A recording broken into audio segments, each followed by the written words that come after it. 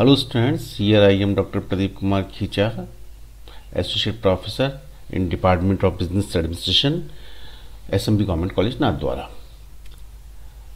Students, पिछले lecture में मैंने आप लोगों को फ्री कंसेंट के बारे में पढ़ाया था। फ्री कंसेंट में मैंने एक एस्पेक्ट सेक्शन 15 में कॉर्जन उत्पीड़न के बारे में एक्सप्लेन किया था। आपको बताया गया था कि जब सहमति, उत्पीड़न, अनुचित प्रभाव, कपट, मिथ्यावर्णन अथवा गलती इन पांचों में से किसी भी एक तत्व से प्रेरित होती है तो ऐसी कंडीशन के अंतर्गत तो सहमति स्वतंत्र नहीं कहलाती है।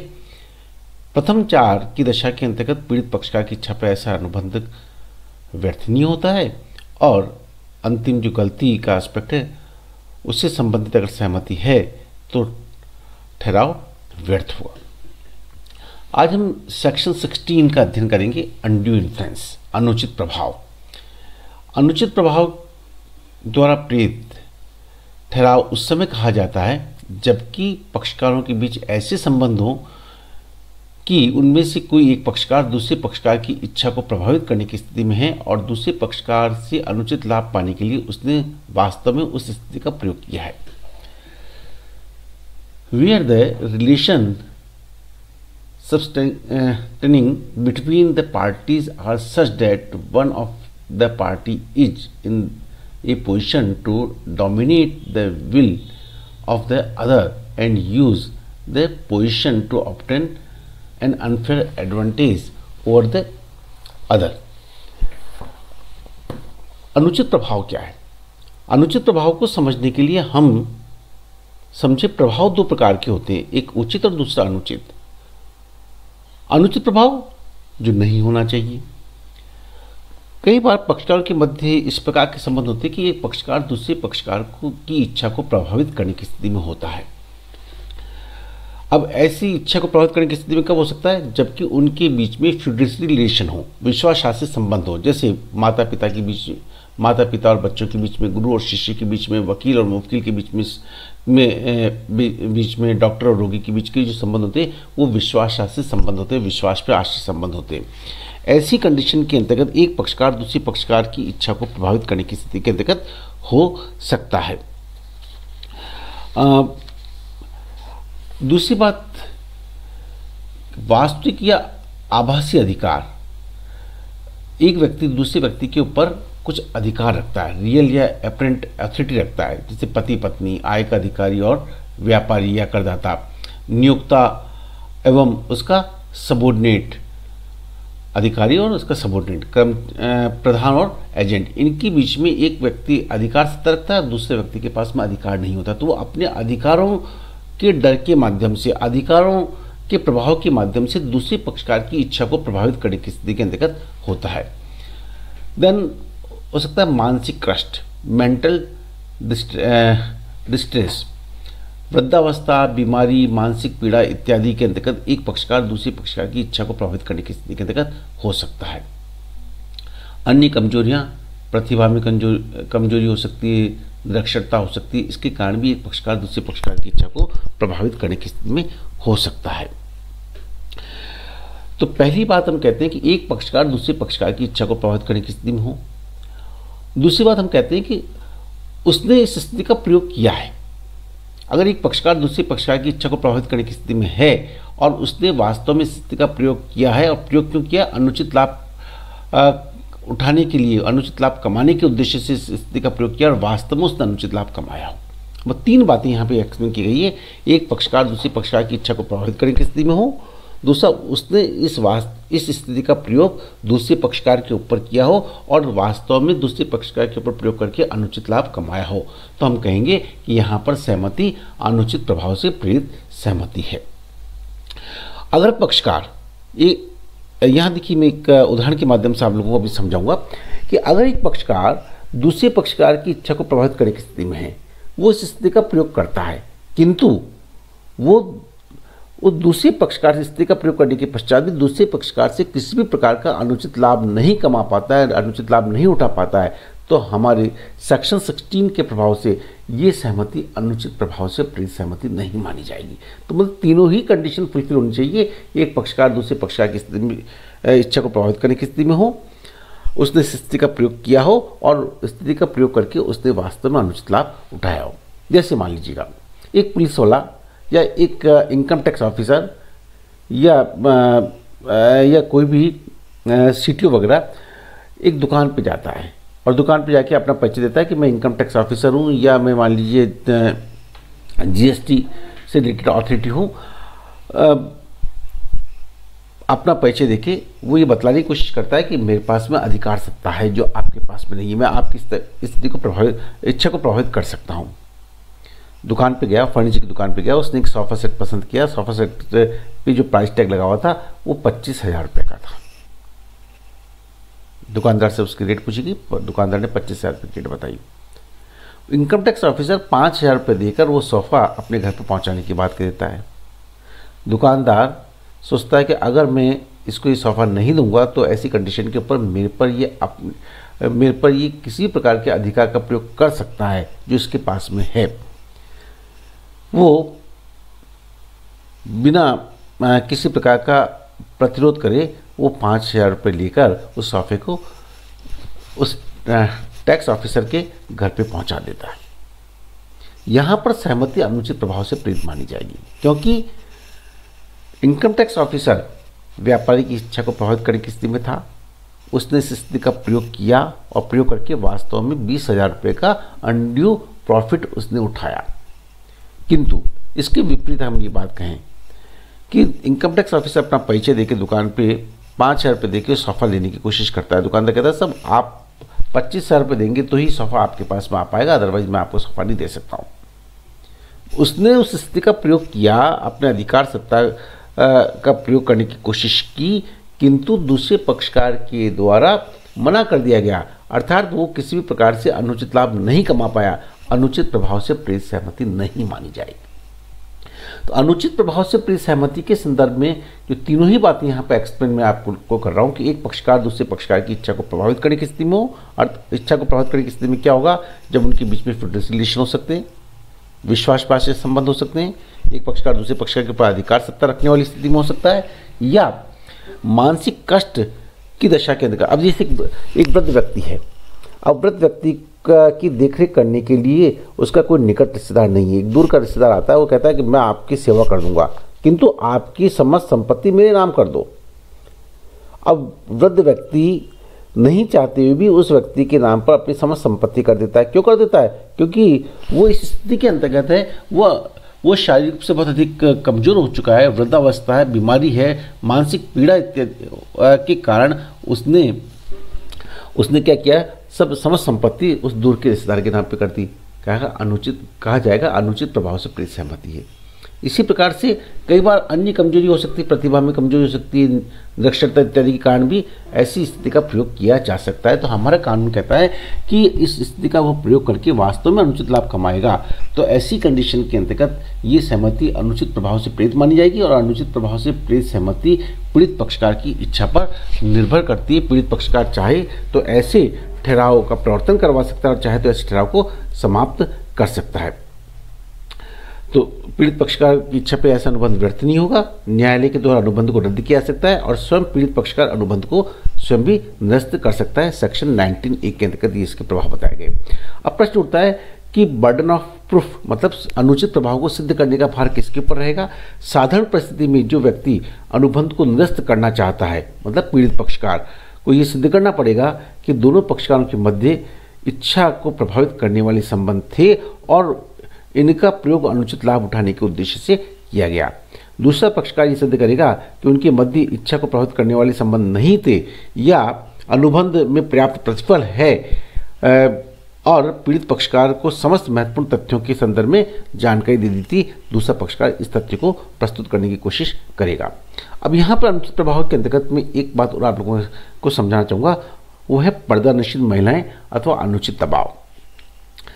देखिए, भारत की अपनी एक संस्कृति है, युग बदला, विचार बदले, महिलाएं अब हर क्षेत्र के अंतर्गत आगे है।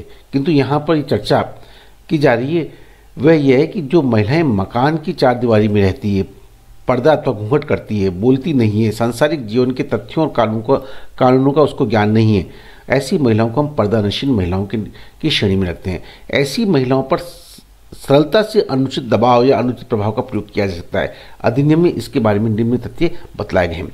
पर्दानशीन महिलाओं के साथ किया गया अनुबंध उनकी इच्छा पर वर्तनीय होता है। दूसरे पक्षकार को यह सिद्ध करना पड़ेगा कि अनुबंध के समस्त महत्वपूर्ण पहलुओं को पढ़कर सुना दिया गया था, उसको बतला दिया गया था। पर्दानशीन महिलाएं को सभी बातें समझा दी गई थी, ये दूसरे पक्षकार को सिद्ध करना पड़ेगा। सहमति स्वतंत्र थी और किसी प्रकार का उसने पर्दानशीन महिला के साथ में अनुचित प्रभाव का प्रयोग नहीं किया। ये बात पर्दानशीन महिलाओं के संदर्भ में लागू होती है, क्योंकि पर्दानशीन महिलाओं की स्थिति कैसी है, वो एक अन्य कमजोरी के रूप में, अदर वीकनेस के रूप में, प्रतिभा में कमजोरी, क्योंकि उसको संसार की जानकारी नहीं है, बाहर क्या हो रहा है उसकी जानकारी नहीं है, वो हमेशा घूंघट में रहती है, घर की चारदीवारी के अंतर्गत रहती है, तो उसके साथ में आसानी से चीटिंग की जा सकती है, उसके साथ में आसानी से अनुचित प्रभाव का प्रयोग किया जा सकता है। इसलिए हमारे कानून ने पर्दानशीन महिलाओं के संदर्भ में ये नियम बनाया है कि पर्दानशीन महिलाओं के साथ किए गए ठहराव को कानून एक शक की नज़र से देखता है कि क्या ऐसे ठहराव में प्रतिफल पर्याप्त है अथवा नहीं है, क्या पक्षकारों के मध्य के संबंध इच्छा को प्रभावित करने वाले हैं अथवा नहीं है। इस बात को कानून एक शक की नज़र से देखेगा। अब प्रश्न आता है अनुचित प्रभाव का प्रयोग करने, अनुचित प्रभाव और उत्पीड़न के मध्य के अंतर में आप लोगों को यहाँ पे एक्सप्लेन करूंगा। देखिए, उत्पीड़न के अंतर्गत ऐसा कोई भी कार्य जो इंडियन पेनल कोड के द्वारा वर्जित है, जिसको भारतीय दंड संहिता के द्वारा वर्जित किया गया है, जिसमें मारना, पीटना, डराना, धमकाना या किसी व्यक्ति अथवा उसकी संपत्ति को अवैधानिक तरीके से रोकना या रोकने की धमकी देना सभी को शामिल किया जाता है। जबकि अनुचित प्रभाव के अंतर्गत एक पक्षकार दूसरे पक्षकार की इच्छा को प्रभावित करने की स्थिति के अंतर्गत होता है, और इस इच्छा को प्रभावित करने की स्थिति का प्रयोग उसने वास्तव में किया हो और अनुचित लाभ कमाया हो, उसको हम अनुचित प्रभाव कहेंगे। अनुचित प्रभाव के संदर्भ में सेक्शन 16 लागू होता है, जबकि उत्पीड़न के संदर्भ में सेक्शन 15 लागू होता है। उत्पीड़न के प्रभाव में मुख्य रूप से शारीरिक अथवा आर्थिक होते हैं, जबकि अनुचित प्रभाव का रूप मानसिक, मनोवैज्ञानिक व नैतिक हो सकता है। उत्पीड़न के अंतर्गत जो सहमति दी जाती है वो डर के कारण, भय के कारण दी जाती है। अनुचित प्रभाव के अंतर्गत जो सहमति दी जाती है वो अनुचित प्रभाव के कारण ही सहमति आती है, जिसमें एक मनोवैज्ञानिक तरीके से व्यक्ति की इच्छा को प्रभावित किया जाता है। उत्पीड़न में एक पक्षकार दूसरे पक्षकार की इच्छा को प्रभावित करने की स्थिति में नहीं होता, जबकि अनुचित प्रभाव के अंतर्गत व्यक्तियों के मध्य के संबंध इस प्रकार के होते हैं कि एक पक्षकार दूसरे पक्षकार की इच्छा को प्रभावित करने की स्थिति में होता है। उत्पीड़न में भय, आतंक और धमकी के तत्व होते हैं, जबकि अनुचित प्रभाव के अंतर्गत इन तत्वों का अभाव होता है। उत्पीड़न में सिद्ध करने का भार पीड़ित पक्षकार के ऊपर होता है, जबकि अनुचित प्रभाव के अंतर्गत अनुचित प्रभाव डालने की स्थिति में उसे ये सिद्ध करना पड़ेगा कि अनुचित प्रभाव का प्रयोग नहीं किया गया है। मतलब जिसके पास में अधिकार सत्ता है उस व्यक्ति को ये सिद्ध करना पड़ेगा कि उसने इस स्थिति का प्रयोग नहीं किया है। देन इसके बाद में हम नेक्स्ट पॉइंट लेते हैं, दैट इज ए फ्रॉड, कपट, सेक्शन 17। देखिए, सेक्शन 17 के अंतर्गत कपट को एक्सप्लेन किया गया है। कपट का मतलब धोखा। देखिए, झूठ को हम दो भागों में विभक्त करते हैं। एक झूठ होता है जो अनजाने में बोला जाता है, एक झूठ होता है जो जानबूझ के बोला जाता है। जब हम जानबूझ के झूठ बोल रहे हैं या तथ्यों को हम गलत तरीके से प्रस्तुत कर रहे हैं या तथ्यों को हम तोड़ मोड़ के प्रस्तुत कर रहे हैं, जिससे हम किसी चीज़ को छिपाने की कोशिश कर रहे हैं, जिससे उसका मतलब कोई अलग निकल जाए, यहाँ पर इंटेंशनली इस प्रकार का कार्य किया जाता है, तो उसे हम कपट की श्रेणी के अंतर्गत, फ्रॉड की श्रेणी के अंतर्गत रखते हैं। सेक्शन 17 के अंतर्गत कपट को एक्सप्लेन किया गया है। जब अनुबंध का एक पक्षकार या उसकी उपेक्षा से अथवा उसके प्रतिनिधि दूसरे पक्षकार या उसके प्रतिनिधि को धोखा देने के उद्देश्य से या उसको अनुबंध करने के लिए प्रेरित करने के अभिप्राय से निम्न कार्यों में से कोई भी कार्य करता है तो उसे कपट की श्रेणी में कहा जाएगा। अब ये 5 प्रकार के कार्य बतलाए गए। किसी तथ्य के बारे में कोई ऐसा सुझाव देना जो सत्य नहीं है और जिसे उसके सत्य होने का विश्वास नहीं है, अर्थात जानबूझ के क्या करे, जानबूझ के गलत तथ्य को, गलत बात कहे, इस प्रकार का सुझाव दे, इस प्रकार की बात कहे जो कि वास्तव में सत्य नहीं है और उसको खुद को मालूम है कि ये सही नहीं है, वो जानबूझ के झूठ बोल रहा है। किसी तथ्य को उस व्यक्ति के द्वारा जानबूझ के सक्रिय रूप से छुपाना जिसका उसे वास्तविक ज्ञान है। अब देखिए दीवार पे दरार है। अब दीवार पे दरार है, उसको छिपाने के दृष्टिकोण से क्या किया हमने, उसके ऊपर एक पेंटिंग लगा दी ताकि मालूम नहीं पड़ पाए। बाएं पक्षकार आता है, देखता है हाँ भी मकान अच्छा बना हुआ है और वो ठहराव कर लेता है। यहाँ पर अगर उसको मालूम होता है कि दीवार पे दरार है तो शायद हो सकता है कि उसका मकान लेने अथवा न लेने के संदर्भ में निर्णय कुछ विपरीत हो सकता था। जानबूझ के किसी तथ्य को सक्रिय रूप से छिपाया गया है, तो इसको भी हम कपट की श्रेणी के अंतर्गत रखेंगे। पूरा न करने के उद्देश्य से दिया गया वचन, जब हम किसी व्यक्ति को पक्षकार को वचन देते हैं हाँ बिल्कुल हो जाएगा, जबकि मन में हम सोचते हैं कि हमें करना ही नहीं है, ये कार्य करना ही नहीं है। पूरा न करने के उद्देश्य से दिया गया वचन भी कपट की श्रेणी में आता है। ऐसा कोई भी कार्य जिसका उद्देश्य दूसरे पक्षकार को धोखा देना है। देखिए धोखा किसी भी रूप में दिया जा सकता है। धोखा देने के विभिन्न प्रकार के तरीके हो सकते हैं जो समय काल परिस्थिति के आधार पर परिवर्तित हो सकते हैं, टेक्नोलॉजी के आधार पर बदल सकते हैं। व्यक्ति किसी भी रूप में व्यक्ति को धोखा दे सकता है, जिसका उद्देश्य धोखा देना है कपट की श्रेणी में आएगा।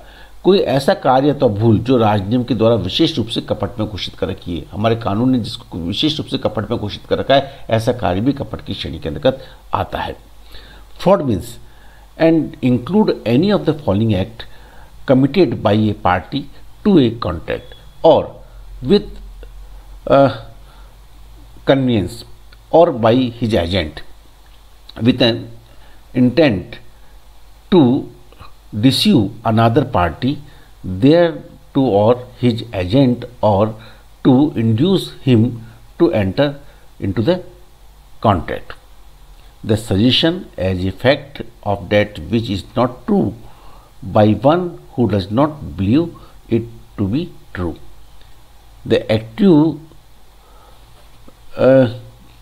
complement of a fact by an having knowledge or behalf of the fact, a promise made without any intention of performing it, any other act fitted to devise, and any such act or mission as the law specially declare to the fraudulent। तो ये था कपट का अर्थ। कपट किसी भी पक्षकार अथवा इसके एजेंट के द्वारा किया जा सकता है। देखिए कपट के जो आवश्यक लक्षण हैं, सेक्शन 17 में जो कपट के बारे में मैंने आप लोगों को बताया, इसमें मैं कहता हूँ कपट स्वयं पक्षकार भी कर सकता है अथवा उसका एजेंट भी कर सकता है। कपट करने का उद्देश्य दूसरे पक्षकार को धोखा देना होना चाहिए। कपट में पूरा न करने के उद्देश्य से दिया गया वचन भी शामिल किया जाता है। सही स्थिति की जानकारी किसी भी ठहराव में कपट का लक्षण तब कहलाएगा जब कपटकर्ता को सही स्थिति की जानकारी थी। यदि उसकी जानकारी नहीं थी तो वह कपट न होकर यह अनजाने में बोला गया झूठ होगा, जिसको हम सेक्शन 18 के अंतर्गत मिथ्या वर्णन की श्रेणी में लेते हैं। सत्य बात को असत्य प्रकट करना, सही बात को हम क्या बता रहे हैं असत्य, या असत्य बात को हम सत्य के रूप में प्रकट कर रहे हैं। जानबूझ के हम किसी तथ्य को तोड़ मरोड़ रहे हैं और तोड़ मोड़ के इस रूप में प्रस्तुत कर रहे हैं जिससे कि वो असत्य बात सत्य लगने लग जाए। जैसे एक कंपनी अपने प्रॉस्पेक्टस के अंतर्गत लिखती है कि कंपनी पिछले 5 सालों से डिविडेंड का वितरण कर रही है, डिविडेंड अपने अंशधारियों को डिविडेंड दे रही है, तो सामान्य रूप से हर व्यक्ति सोचेगा कि कंपनी प्रॉफिट मेकिंग कंपनी है, इसलिए कंपनी अपने शेयर होल्डर को डिविडेंड दे रही है, जबकि वास्तव में कंपनी अपने पूंजी में से लाभांश का वितरण कर रही थी। कंपनी को लाभ नहीं हो रहे थे, पूंजी में से लाभांश का वितरण कंपनी कर रही थी। तो यहाँ पर तथ्य को छिपाया गया। यहाँ पे कहना था कि कंपनी पिछले 5 वर्षों से लाभांश का वितरण कर रही है जिसका भुगतान पूंजी में से किया जा रहा है। अगर इस बात को बताया था तो हो सकता है कि इन्वेस्टर अपना डिसीजन उस कंपनी में पैसा इन्वेस्ट करने के संदर्भ में, लेने अथवा न लेने के संदर्भ में कुछ अलग कर सकता था। तो किसी तथ्य को गलत तरीके से फ्रेम करना, गलत तरीके से प्रस्तुत करना भी कपट की श्रेणी के अंतर्गत आता है। सत्य बात को असत्य प्रदर्शित करना या असत्य बात को सत्य के रूप में प्रदर्शित करना, किसी कार्य को राजनियम के द्वारा कपट में घोषित करना। जैसे इंसॉल्वेंसी एक्ट के अंतर्गत कहा गया है कि अगर कोई व्यक्ति इंसॉल्वेंसी के लिए अप्लाई करता है, इंसॉल्वेंट होने के लिए अप्लाई करता है, तो उसको एक निर्धारित अवधि के पूर्व जो भी उसने ट्रांजैक्शन किए हैं, जो भी उसने संपत्ति का अंतरण किया है, उसका विवरण न्यायालय को देना पड़ेगा।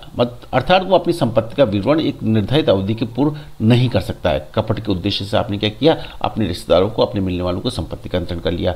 अब आप लेनदारों की लिस्ट न्यायालय के सम्मुख प्रस्तुत करते हैं, कहते हैं सब मेरे पास में संपत्ति तो कुछ है नहीं, संपत्ति है जो इतनी सी है, लेनदार इतने, जो अपनी संपत्ति थी उसका आपने क्या कर लिया, पहले से अंतरण कर लिया। इसको हमारे कानून ने स्पष्ट रूप से कपट में घोषित कर रखा है। तो ऐसे कोई भी कार्य जिसको कानून के द्वारा स्पष्ट रूप से कपट में घोषित किया गया है, कपट की श्रेणी में आते हैं। महत्वपूर्ण तथ्यों को सक्रिय रूप से छिपाना भी कपट की श्रेणी में आता है। असत्य बात को सत्य बतलाना भी कपट की श्रेणी में आता है। कपट के कारण पक्षकार को हानि अवश्य होनी चाहिए। देखिए यहाँ पर कपट का प्रयोग किया गया, आपने धोखा किया किंतु धोखे के कारण दूसरे पक्षकार को किसी प्रकार की हानि नहीं हुई, किसी प्रकार का नुकसान नहीं होता है, तो सेक्शन 17 के प्रभाव से उसको हम कपट की श्रेणी में नहीं मानेंगे। उस प्रभाव से सेक्शन 19A के तहत पीड़ित पक्षकार यहाँ पर अनुबंध को व्यर्थ नहीं, पीड़ित पक्षकार उस अनुबंध को निरस्त नहीं करवा सकता, क्योंकि कपट तो का प्रयोग तो किया गया किंतु दूसरे पक्षकार को इसके कारण हानि नहीं हुई है। कपट की एक विशेषता ये भी है कि कपट तभी हुआ माना जाएगा जब कपटपूर्ण कही गई बात किसी महत्वपूर्ण तथ्य के संदर्भ में होनी चाहिए। सामान्य बात के संदर्भ में अगर गलत बात कही गई है, धोखा दिया गया है जिससे हमारा अनुबंध प्रभावित नहीं होता है, तो ऐसी कंडीशन के अंतर्गत उसको हम कपट की श्रेणी के अंतर्गत नहीं मानते हैं। अब प्रश्न उठता है कपट का प्रभाव क्या होता है। कपट के प्रभाव के बारे में हमारा कानून कहता है कि ऐसा अनुबंध एक पक्षकार की सहमति कपट के आधार पर ली गई है, तो ऐसी स्थिति में पीड़ित पक्षकार की इच्छा पर यह अनुबंध व्यर्थ नहीं होगा। किंतु यहाँ पर पीड़ित पक्षकार को अनुबंध को निरस्त करने का अधिकार तब नहीं मिल पाएगा जबकि कपट की जानकारी होने के बाद भी वो अनुबंध की पुष्टि कर लेता है। उसको जानकारी मिल गई कि मेरे साथ धोखा किया गया है, तो भी वो अनुबंध को की पुष्टि कर देगा, रेटिफिकेशन कर देगा। पीड़ित पक्षकार ने कपट के तथ्यों की सत्यता का पता लगाने के लिए सामान्य प्रयास नहीं किए। देखो, एक व्यक्ति को जो अनुबंध कर रहा है उसको विवेकशील होना पड़ता है। सामान्य प्रयास से वो वास्तविक सत्य को मालूम कर सकता था किंतु उसने मालूम करने की कोशिश नहीं की, तो हमारा कानून कपट के आधार पर पीड़ित पक्षकार को अनुबंध को निरस्त करने का अधिकार प्रदान नहीं करेगा। पक्षकारों को उनकी पूर्व स्थिति में, अब देखो कपट का प्रयोग तो किया गया किंतु पक्षकारों को पूर्व स्थिति में पहुंचने, अनुबंध समाप्त करने पर पूर्व स्थिति में पहुंचने की स्थिति में लाना पॉसिबल नहीं हो। जैसे मान लीजिए एक्स ने वाई को कपट के आधार पर वस्तु को बेची, वाई ने उस वस्तु को जेड को बेच दिया और जेड ने उस वस्तु को आगे ए को बेच दिया। एक्स, जब वाई को मालूम पड़ता है कि एक्स ने मेरे साथ में धोखा किया था, अब वो अनुबंध को तोड़ना चाहे तो तोड़ नहीं सकता, क्योंकि वाई के द्वारा जेड को और जेड के द्वारा ए को वस्तु बेच दी गई, अब पूर्व वाली स्थिति में नहीं आ सकता, वापस वस्तु को ए को नहीं पहुंचाया जा सकता है। तो ऐसी कंडीशन के अंतर्गत पीड़ित पक्षकार अनुबंध को निरस्त नहीं कर सकता है, क्योंकि अनुबंध की पूर्व स्थिति में पहुंचना अब असंभव हो गया है। यदि अनुबंध के पक्षकारों के द्वारा संपत्ति का तीसरे पक्षकारों को हस्तांतरण कर दिया गया है और तीसरे पक्षकार ने सद्भावना के साथ में पर्याप्त प्रतिफल देकर पर्याप्त प्रतिफल के बदले में संपत्ति पर अधिकार प्राप्त कर लिया, तो भी हम अनुबंध को निरस्त नहीं कर सकते। और उचित समय व्यतीत होने के बाद भी हमने अनुबंध को निरस्त नहीं किया, तो हमारा कानून कहता है ऐसी कंडीशन में पीड़ित पक्षकार को अनुबंध निरस्त करने का अधिकार प्राप्त नहीं होगा। देन दूसरा प्रभाव इस बार में बताया गया कि अनुबंध के पीड़ित पक्षकार को लगता है कि दूसरे पक्षकार ने कपट किया है, तो पीड़ित पक्षकार अनुबंध को पूरा करने के लिए दूसरे पक्षकार पर दबाव डाल सकता है कि भाई आपको ये अनुबंध तो पूरा करना ही पड़ेगा, भले से ये कार्य किया गया हो। और तीसरी बात आती है प्रत्यस्थापना रेस्टिट्यूशन के अंतर्गत ये बात कही गई है कि अनुबंध निरस्त किया जाता है तो ऐसी स्थिति में पक्षकारों को प्रत्यस्थापना का अधिकार होता है। जो भी वस्तु का लेन देन किया गया है वो प्रत्यस्थापना का अधिकार इसके अंतर्गत होता है। अब मैं आपको एक बात और स्पष्ट करना चाहता हूं कि क्या मौन रहना कपट है। व्यक्ति मौन रहता है, बोलता नहीं है, तो यहाँ देखिए मौन रहने को हमारा कानून स्वीकृति का लक्षण नहीं मानता है। किंतु जब मौन रहने वाले व्यक्ति का बोलना कर्तव्य था और वो नहीं बोलता है, जिसे पूर्ण सद्विश्वास के जो अनुबंध होते हैं, सद्भावना वाले जो अनुबंध होते हैं, जिसमें बीमे के अनुबंध हो गया, विवाह के अनुबंध हो गए, साझेदारी के अनुबंध हो गए, अचल संपत्ति के विक्रय के अनुबंध हो गए, पारिवारिक समझौते के अनुबंध हो गए, गारंटी के अनुबंध हो गए, पिता पुत्र के मध्य के संबंध, गुरु शिष्य के मध्य के संबंध, डॉक्टर रोगी के मध्य के संबंध, वकील मुवक्किल के मध्य के संबंध, ये संबंध विश्वासासी संबंध की श्रेणी में आते हैं। तो वहाँ पर एक पक्षकार को दूसरे पक्षकार को समस्त तथ्यों की जानकारी दे देनी चाहिए थी। वहाँ बोलना व्यक्ति का कर्तव्य होता है। अगर वो व्यक्ति नहीं बोलता है तो वो हम कहेंगे छिपाव के माध्यम से कपट है। इसको हम छिपाव के द्वारा कपट की श्रेणी के अंतर्गत रखेंगे। सामान्य रूप से मौन रहना स्वीकृति का लक्षण नहीं है, किंतु जहाँ बोलना व्यक्ति का कर्तव्य था और वो नहीं बोलता है वो कपट की श्रेणी के अंतर्गत आएगा। मौन रहना बोलने के समान है। यदि मौन रहना बोलने के बराबर हो और ऐसे में दूसरे पक्ष को धोखा हो जाता है तो यहाँ मौन रहना भी कपट की श्रेणी में आएगा। जैसे मान लीजिएगा एक्स वाई को कहता है कि आप कुछ भी नहीं बोल रहे हैं तो मैं ये मानूंगा कि आप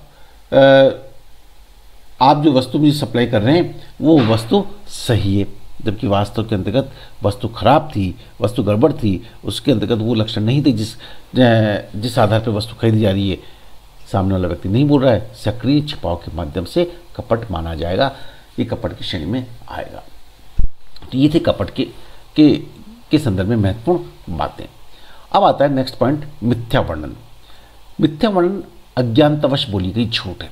सेक्शन 18 के अंतर्गत मिथ्या वर्णन को एक्सप्लेन किया गया है। मैंने आपको अभी कुछ देर पहले ही एक्सप्लेन किया है कि झूठ दो प्रकार की होती है, एक जानबूझ के बोली गई झूठ जिसको हम कपट की श्रेणी में रखते हैं, और एक अनजाने में बोली गई झूठ जो मिथ्या वर्णन की श्रेणी में। देखिए, अनजाने बोली गई, बोलने वाले व्यक्ति का इंटेंशन किसी प्रकार से मिलाफाइट नहीं था, बोलने वाला व्यक्ति अज्ञानतावश बोल रहा है, जबकि वास्तव के अंतर्गत वो जो बोल रहा है वो चीज़ गलत है, मिथ्या है, किंतु उसको स्वयं को जानकारी नहीं है कि ये वो जो बोल रहा है वो तथ्य गलत है। तो यहाँ पर सहमति मिथ्या वर्णन से प्रेरित मानी जाएगी। सेक्शन 18 के अंतर्गत धारा 18 के अंतर्गत मिथ्या वर्णन के बारे में एक्सप्लेन किया गया है। धारा 18 के अंतर्गत लिखा गया है कि मिथ्या वर्णन के अंतर्गत निम्नलिखित तथ्यों, मिथ्या वर्णन एक ऐसा सत्य है जिसे कहने वाला व्यक्ति सद्विश्वास से सत्य मानता है और अथवा जिसे वह असत्य नहीं समझता है। ये प्रोफेसर एंसन ने कहा। धारा 18 के अंतर्गत मिथ्या वर्णन के संदर्भ में लिखा गया है, किसी भी तथ्य का निश्चयात्मक कथन जो वास्तव में सत्य नहीं है किंतु कहने वाला उसके सत्य होने के विषय में विश्वास रखता है। वो जो कह रहा है वो इस विश्वास के साथ भी कह रहा है कि ये बात जो कह रहा है वो गलत नहीं है, उसका इंटेंशन किसी प्रकार से मेलाफाइड नहीं है, जबकि वास्तव में वो दी गई सूचना गलत थी। जब कोई व्यक्ति कर्तव्य भंग करके दूसरे पक्षकार को भ्रम में डालकर उसे हानि पहुंचाता है और स्वयं लाभ प्राप्त कर लेता है, बोलना उसका कर्तव्य नहीं था, अनावश्यक रूप से वो कर्तव्य भंग करके बोल देता है और उसके कारण दूसरे पक्षकार को हानि हो जाती है, खुद को फायदा हो जाता है, जबकि उसका इंटेंशन मेलाफाइड नहीं था। देखिए, यहाँ पर सबसे महत्वपूर्ण चीज़ है, कपट के अंतर्गत इंटेंशन मेलाफाइड था, जबकि मिथ्या वर्णन के अंतर्गत किसी भी रूप में हमारा इंटेंशन मेलाफाइड नहीं होना चाहिए। तीसरी बात कही गई है, एक पक्षकार दूसरे पक्षकार को ठहराव की विषय वस्तु के बारे में गलती करने के लिए प्रेरित करता है, चाहे वह ऐसा अज्ञानतावश कर रहा है तो मिथ्या वर्णन की श्रेणी के अंतर्गत माना जाएगा। विषय वस्तु के संदर्भ में गलती करने के लिए प्रेरित कर दिया तो मिथ्या वर्णन की श्रेणी में माना जाएगा। मिथ्या वर्णन के विभिन्न प्रकार अथवा रूप हो सकते हैं। तथ्यों या का निश्चयात्मक या सकारात्मक कथन। देखिए, किसी भी बात को अपनी ओर से सही बताना, प्रथम व्यक्ति के हिसाब से बात सही हो किंतु वास्तव में ये बात सही नहीं हो, तो ये इसको हम कहते हैं तथ्यों का निश्चयात्मक या सकारात्मक कथन के माध्यम से मिथ्या वर्णन के नाम से पुकारेंगे। दूसरा है कर्तव्य भंग, ब्रीच ऑफ ड्यूटी। जब कोई पक्षकार बिना किसी धोखा न देने के उद्देश्य से अपना कर्तव्य की पालना नहीं करता, जैसे मान लीजिएगा एक इंश्योरेंस, जैसे मान लीजिएगा कि व्यक्ति कोई भी ऐसा कार्य कर ले जो कि उसकी कर्तव्य भंग की स्थिति के अंतर्गत आ जाए। जैसे सुनील अपना जीवन बीमा एजेंट सलमा से करवाता है और अपनी उम्र 30 वर्ष बतलाता है, जबकि सुनील की वास्तविक उम्र 31 वर्ष थी। बाद में ये बात सामने आती है कि वह कर्तव्य भंग के द्वारा मिथ्या वर्णन है। यहाँ बीमा एजेंट सलमा की इच्छा पर ऐसा अनुबंध व्यर्थनी हो जाएगा। अज्ञानतावश मिथ्या वर्णन के द्वारा गलती। देखिए, अज्ञानतावश मिथ्या वर्णन के द्वारा गलती के संदर्भ में कहा गया कि यदि कोई पक्षकार अज्ञानतावश मिथ्या वर्णन के कारण दूसरे पक्षकार को गलती करने के लिए प्रेरित करता है तो ऐसा मिथ्या वर्णन अज्ञानतावश मिथ्या वर्णन की श्रेणी में आएगा। सेक्शन 18(3) के अंतर्गत ये बात कही गई है। जैसे राजू बॉबी से कहता है कि ये कार चलाने में अच्छी है, चारों टायर इसके अच्छे हैं, इनमें किसी में पंचर नहीं हुआ। सौदा हो जाता है। बाद में राजू को टायर के पंचर के बारे में राजू को वास्तव में टायर के पंचर के बारे में ज्ञान नहीं था। बाद में बॉबी को मालूम हुआ कि सभी टायर पंचर होकर मरम्मत किए हुए हैं। यहाँ पर बॉबी की इच्छा पर ऐसा अनुबंध व्यर्थ नहीं होगा, क्योंकि यहाँ पर अज्ञानतावश मिथ्या वर्णन के द्वारा गलती की गई है। मिथ्या वर्णन का प्रभाव क्या होता है? सेक्शन 19A के अंतर्गत मिथ्या वर्णन के प्रभाव के बारे में बताया गया है कि पीड़ित पक्षकार की इच्छा पर ऐसा अनुबंध व्यर्थ नहीं घोषित किया जा सकता है, अर्थात पीड़ित पक्षकार अनुबंध को वैध भी बना सकता है और अनुबंध को निरस्त भी कर सकता है। प्रत्यय स्थापना की मांग पीड़ित पक्षकार के द्वारा धारा 19A के अधीन की जा सकती है और पीड़ित पक्षकार अगर कोई हानि हुई है तो हानि की क्षतिपूर्ति भी करवा सकता है। अब प्रश्न आता है बर्डन ऑफ प्रूफ कि किसके द्वारा इसको सिद्ध किया जाएगा। मिथ्या वर्णन अनुबंध की विषय वस्तु के संबंध में था। मिथ्या वर्णन अनुबंध करने से पूर्व किया गया था। मिथ्या वर्णन वास्तव में मिथ्या असत्य था। अनुबंध मिथ्या वर्णन के आधार पर किया गया था। जो पक्षकार अनुबंध को निरस्त करता है उसे इन बातों को सिद्ध करना पड़ेगा, 4 बातों को, कि भाई जो मिथ्या वर्णन किया गया वो विषय वस्तु के संदर्भ में था, महत्वपूर्ण तथ्य के संदर्भ में था, मिथ्या वर्णन अनुबंध से करने से पूर्व किया गया था, मिथ्या वर्णन वास्तव में मिथ्या असत्य था, वास्तव में झूठ थी, मिथ्या वर्णन के आधार पर ये ऐसा अनुबंध किया गया था। तो ऐसी कंडीशन में पीड़ित पक्षकार को ये इसको सिद्ध करना पड़ेगा। अब प्रश्न उठता है कपट और मिथ्या वर्णन में अंतर क्या होता है। देखिए, कपट का उद्देश्य धोखा देना होता है, जानबूझ से बोला गया असत्य, जबकि मिथ्या वर्णन का उद्देश्य अनजाने में अज्ञानतावश बोला गया झूठ है। दोषी पक्षकार को कपट के अंतर्गत सत्यता की जानकारी होती है, जबकि यहाँ पर किसी पक्षकार को सत्यता की जानकारी नहीं होती। कपट जानबूझ के बोला गया झूठ होता है, जबकि अज्ञानतावश होता है। कपट में धोखा खाया हुआ व्यक्ति पक्षकार से हानि की क्षतिपूर्ति प्राप्त कर सकता है, इसमें क्षतिपूर्ति का नियम लागू नहीं होता है। कपट होने पर पीड़ित पक्षकार उचित अवधि में कोई कार्रवाई नहीं करने पर भी अनुबंध वैध नहीं करवा सकता है, क्योंकि धोखा किया गया। मिथ्या वर्णन के अंतर्गत पीड़ित पक्षकार उचित अवधि में कोई कार्रवाई नहीं करता है, तो ऐसी कंडीशन के अंतर्गत अनुबंध का निष्पादन संभव हो पाएगा। कपट में धोखा देने वाला पक्षकार ये नहीं कह सकता कि दूसरे पक्षकार उसके अपने साधनों से अथवा अन्य साधन प्रयास से भी सत्य जान सकता था, इसमें ऐसा कहा जा सकता है। कपट दंडनीय प्रकृति का होता है, जबकि मिथ्या वर्णन दंडनीय प्रकृति का नहीं होता है। ये महत्वपूर्ण बातें हमारे 4 बातों से संबंधित थी। उत्पीड़न, अनुचित प्रभाव, कपट और मिथ्या वर्णन। इनमें से किसी भी एक तथ्य से अगर सहमति प्रेरित होगी तो सहमति क्या मानी जाएगी? तो ऐसी कंडीशन के तहत सहमति पीड़ित पक्षकार की इच्छा पर व्यर्थ नहीं मानी जाएगी। नेक्स्ट लेक्चर के द्वारा मैं आप लोगों को एक्सप्लेन करूँगा, वो है गलती, जिसको मैं नेक्स्ट